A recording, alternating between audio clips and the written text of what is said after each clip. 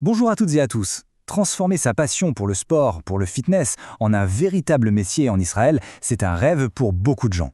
Alors c'est une aventure qui est super exaltante, mais qui, on va pas se mentir, demande des bases bien solides. Voyons ensemble comment on peut construire ce projet vraiment étape par étape pour que la passion rime avec profession. Et au fond, tout part de là. L'idée, ce n'est pas juste de trouver un travail, c'est vraiment de créer une carrière qui nous ressemble, qui reflète qui on est, avec une liberté et un impact direct sur la vie des autres. Allez, rentrons dans les vifs du sujet. Avant même de se demander comment on fait, la vraie question c'est pourquoi ? Qu'est-ce qui rend le statut d'indépendant si attractif, si intéressant pour un coach sportif aujourd'hui ? Eh bien, les avantages sont vraiment nombreux. On parle d'une flexibilité quasi totale pour gérer son temps, ça, c'est énorme. D'un potentiel de revenu qui n'est plus du tout limité par un salaire fixe, et bien sûr d'un métier qui est basé sur ce qu'on aime, la passion et le contact humain. Le bureau, ça peut être n'importe où, un parc, un studio ou même son salon pour des cours en ligne. Et puis, le point crucial, celui qu'on va creuser ensemble, des avantages fiscaux qui sont très très concrets. Ok, le pourquoi est clair. Maintenant, passons au comment. Du rêve à la réalité.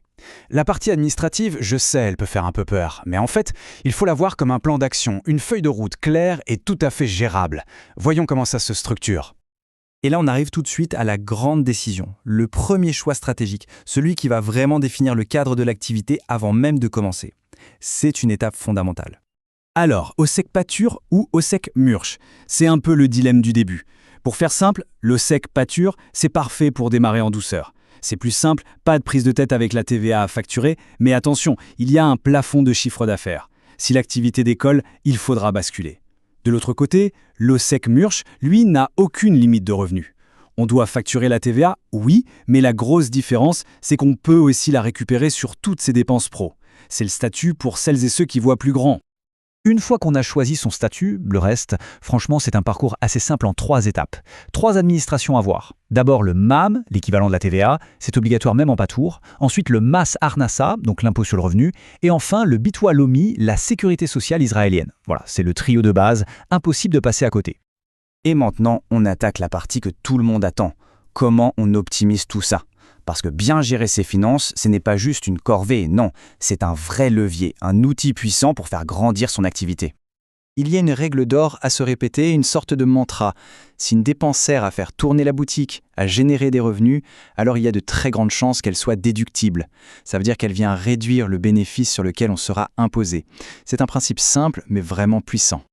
Premier exemple très concret, le marketing. Pour trouver des clients, il faut se faire connaître, donc investir. La bonne nouvelle, c'est que ces investissements sont reconnus.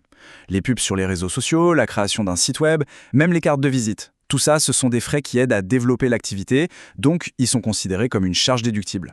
Ensuite, bien sûr, il y a le matériel, les outils du métier. Les haltères, les élastiques, ça, c'est l'évidence. Mais il faut penser plus loin. Les logiciels ou les applications pour suivre ses clients, par exemple.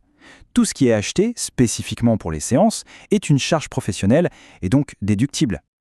Et ce point-là, personnellement, je le trouve génial. Investir sur soi-même, c'est encourager fiscalement. Les certifications pour se spécialiser, les séminaires pour rester à la pointe de son domaine, ce ne sont pas juste des dépenses, ce sont des investissements qui valorisent l'activité et qui, en plus, sont déductibles. Et enfin, il y a tous les frais du quotidien, ceux auxquels on ne pense pas toujours. Les déplacements pour aller voir les clients, que ce soit en voiture ou en transport en commun. Et la petite astuce que beaucoup oublient, si on utilise une partie de son domicile comme bureau pour préparer ses cours, une quote-part du loyer, de l'internet et de l'électricité peut aussi être déduite. Bon, tout ça, ça fait pas mal d'infos, hein. On peut vite se sentir un peu submergé, et c'est normal. C'est pourquoi la dernière clé du succès, ce n'est pas une compétence de coaching, mais une décision stratégique, celle de bien s'entourer. En fait, un bon expert comptable, ce n'est pas juste quelqu'un qui gère la paperasse, c'est un véritable partenaire. Il fait gagner un temps précieux, un temps qu'on peut passer à coacher, il optimise la situation fiscale pour faire économiser de l'argent légalement, il garantit qu'on est en règle pour éviter les mauvaises surprises, et surtout, il peut apporter des conseils pour faire grandir l'activité. Alors, après avoir vu tout ça, est-ce que le moment est venu de faire le grand saut ? Avec une bonne structure, une bonne organisation et les bons conseils, le chemin pour transformer une passion en une carrière qui cartonne est vraiment tout tracé. La réussite, finalement, elle se joue sur 2 terrains. Celui du sport, bien sûr, mais aussi celui d'une gestion intelligente.